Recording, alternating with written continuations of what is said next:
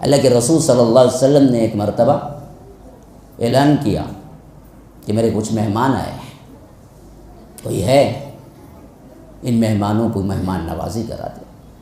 تو ایک صحابی اٹھ کے کہا، غالباً ابو طلحہ ہیں یا طلحہ ہیں، کہا کہ اللہ کے رسول صلی اللہ علیہ وسلم میں لے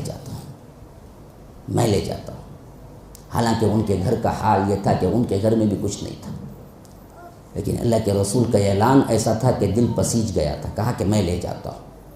گھر میں پہنچے بیوی سے کہا کہ اللہ کے رسول کے مہمان آئے ہیں، کچھ ہے؟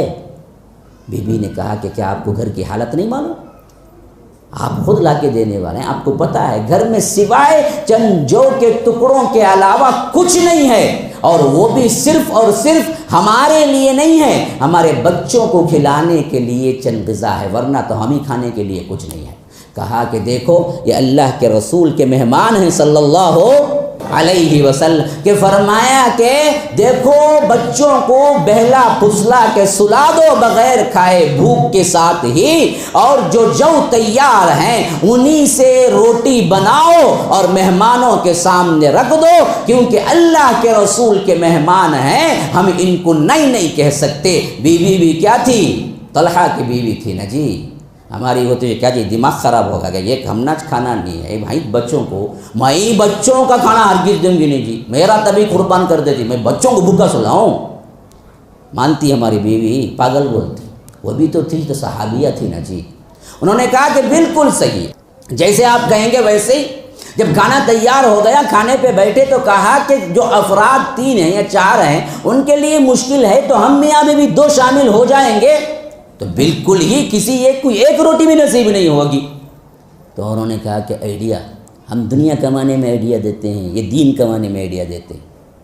میاں بیوی نے آئیڈیا کیا کہ دیکھو کھانا تو لا کے رکھ دو، پہلے تو ہم یہ کہیں گے کہ کھا لو، لیکن مسئلہ یہ ہوا کہ وہ بھی تو اللہ کے رسول صلی اللہ علیہ وسلم کے مہمان تھے نا۔ انہوں نے کہا کہ ہرگز بھی نہیں کھائیں گے جب تک کہ میزبان نہیں بیٹھتا گھر کا، ہم کیسے کھا لیں جی الگ الگ؟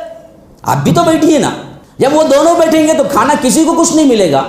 تو انہوں نے کہا کہ دیکھو ایسے کرنا کہ جیسے ہی جو روٹیاں ہیں رکھ دی، سب لوگ جمع ہو کے بیٹھ گئے، تو تم چراغ ٹھیک کرنے کے بہانے چراغ کو بجھا دینا۔ رات کا وقت تھا، لائٹیں تو نہیں تھی، روشنی کے لیے چراغ ہی ہوتے تھے۔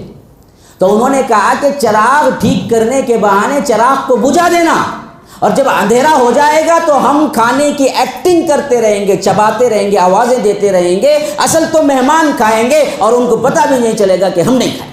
یہ ہے اصل، یہ دین ہے، یہ ہم کو سکھایا گیا کہ دوسروں کے لیے جیو۔ ایسے ہی انہوں نے رات بھر بھوکے رہے اور مہمان کو کھلایا، زبان چلا کے آواز لگا کے ایکٹنگ کی کہ وہ بھی کھا رہے ہیں۔ ایسے واقعات تھے جو آسمانوں کو بھی ہلا دیتے تھے۔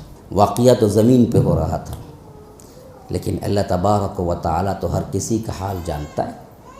صبح فجر کی نماز میں وہ صحابی آئے تو اللہ کے رسول صلی اللہ علیہ وسلم ان کا چہرہ دیکھ کے مسکرا پڑے اور کہا کہ تمہارے بارے میں تو اللہ تبارک و تعالیٰ نے آیت اتار دی ہے اور تمہاری ہی مدح کرتے ہوئے فرمایا ہے کہ وَلَوْ كَانَ بِهِمْ خَصَاصَةٌ، کہ بعض ایسے بھی اللہ کے بندے ہیں جو باوجود اپنی شدید ترین حاجت کے دوسروں کو کیا ہے اس کی حاجت پوری کر دیتے ہیں۔ ان کو اپنی ضرورت تھی کھانے کی شدید ترین، لیکن وہ اللہ کے رسول کے مہمانوں پہ لٹا دیے۔ یہ اصل دین ہے، یہ اصل دین ہے۔ یہ تو کھانا ہے، یہ کھانے سے 1000 گنا زیادہ دین ہے قیمتی۔ اس دین کو اللہ نے تمہیں دیا ہے تو اس کو دعوت کر کے پھیلانا تمہاری سب سے بڑی ذمہ داری ہے۔ السلام علیکم ورحمۃ اللہ وبرکاتہ۔ سامعین و ناظرین، الحمدللہ مسجد السلام کی تکمیل بہت جلد مکمل ہونے والی ہے۔ اس کے لیے آپ حضرات سپورٹ کیجئے، اللہ تبارک و تعالی آپ کی مدد کرے گا۔ صدقات و خیرات کے ذریعے، مرحومین کے نام سے، اور بھی دوسرے جو انفاق کے ذرائع ہیں ان تمام سے مسجد السلام کو اور MSLA ٹی وی کو آپ سپورٹ کرتے رہیے۔ فجزاکم اللہ احسن الجزاء۔ والسلام علیکم ورحمۃ اللہ وبرکاتہ۔